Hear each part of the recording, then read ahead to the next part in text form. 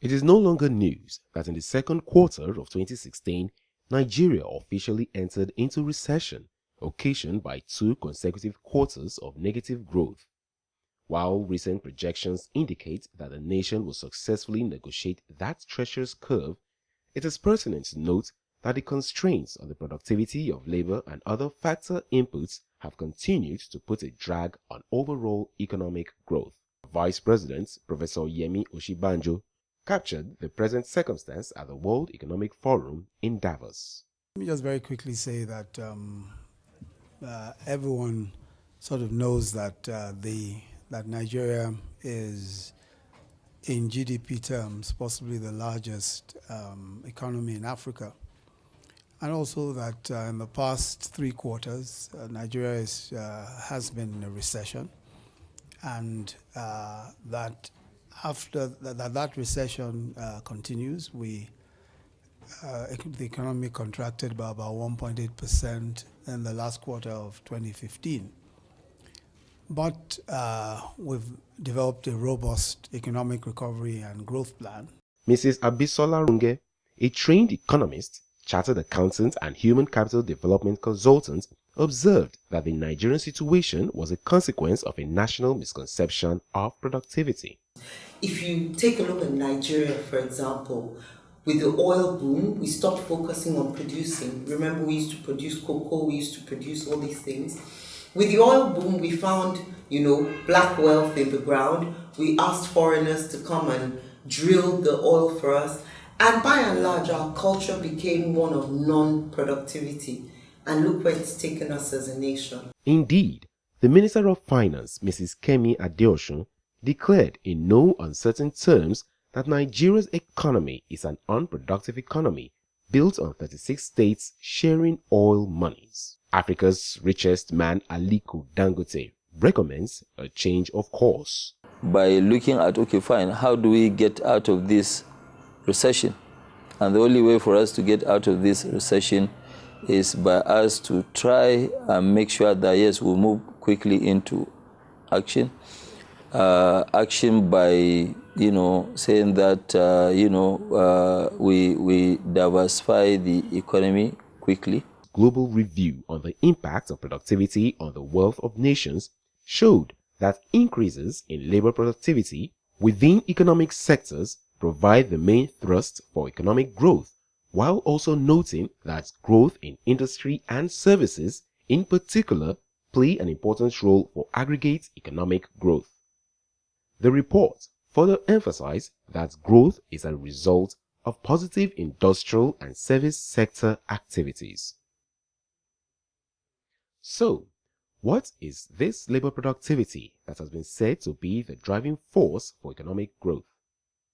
The National Bureau of Statistics defined labor productivity as a quantity of labor input required to produce a unit of output. Similarly, the Organization for Economic Cooperation and Development, OECD, stated that productivity is GDP per hour worked, which is arrived at by dividing each country's gross domestic product by the average number of hours worked annually by all employed citizens. Needless to say that the hours worked include full-time and part-time workers, excluding holidays and vacation time.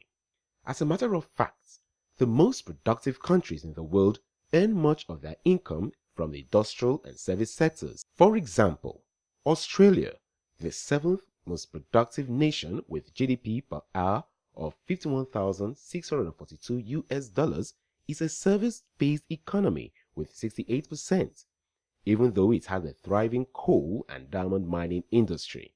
Also, Denmark, ranked at number 8 with GDP per hour of $51,424, is the least corrupt country in the world.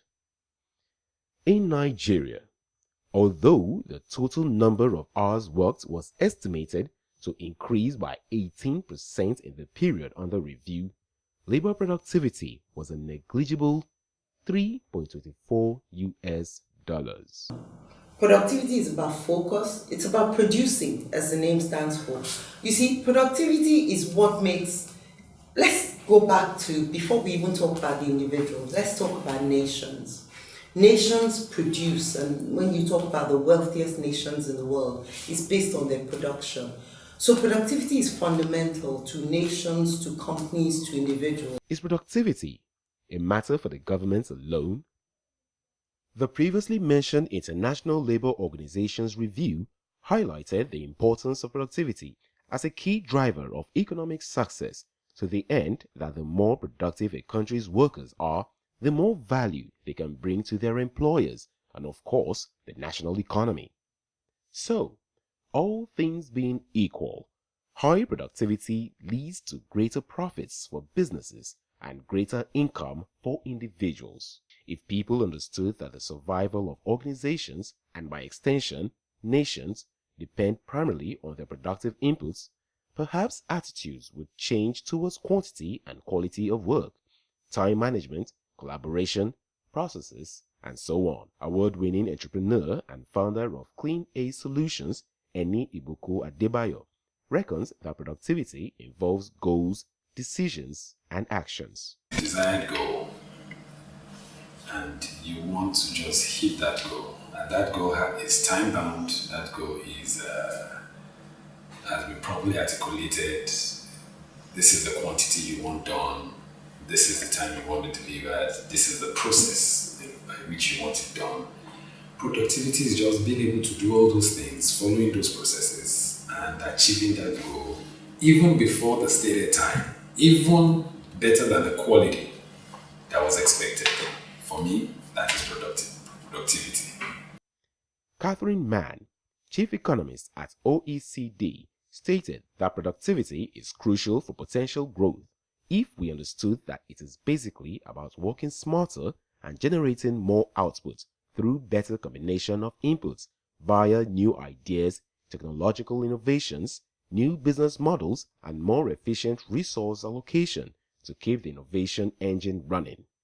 She proposes experimentation with new technologies and business models in addition to higher and more efficient public investment in basic research.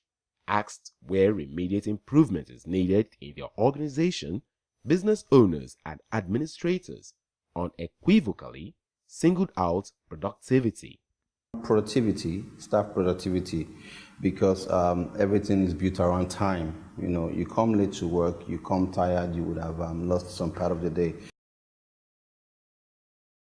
Attendance, especially for our remote sites, was a major problem for management, because we noticed that the lack of structure was actually affecting our productivity. To get anything done, yes, behaviors, it's timeliness, it doesn't get late to work, it doesn't sleep too late, because the body must rest for it to be productive.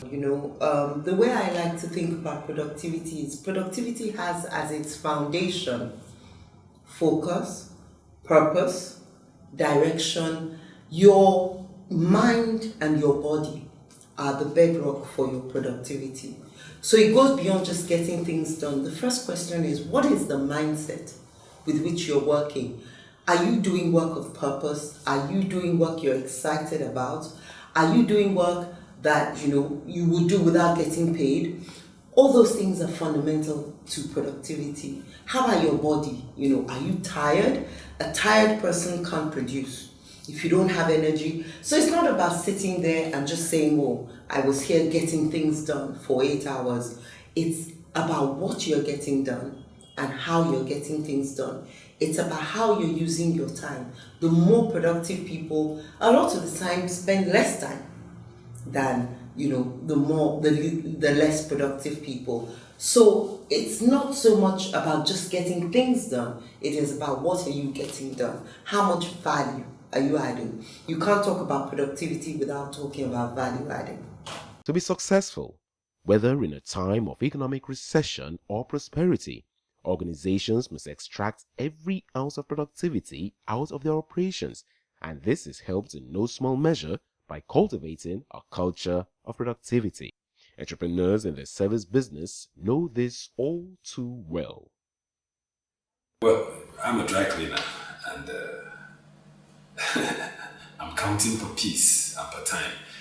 getting thousands of customers working every day, getting thousands of garments coming in every day, and each one is booked in, and we're given a time, and especially when we run our 24. I mean, in Lekki, in Maryland, in Abuja, we run 24-hour service, and for me, that 24 hours must be 24 hours. The moment we don't meet that 24 hours, whatever might have happened, the machine broke down, the guy didn't come to work, he was sick, something happened, whatever happens, we have promised the customer to come at 5 p.m.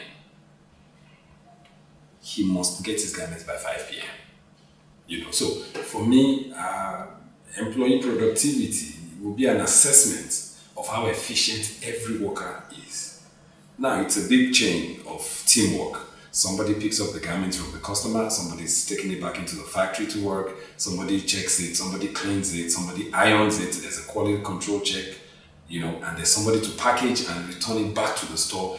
So it's a chain, and everybody must be as strong as one another, and the timeliness, we already have the gaps to say, this garment must move after this time, it must move after this time, it must. So everybody must keep to their beat, and that's how we'll be able to be as efficient as we are.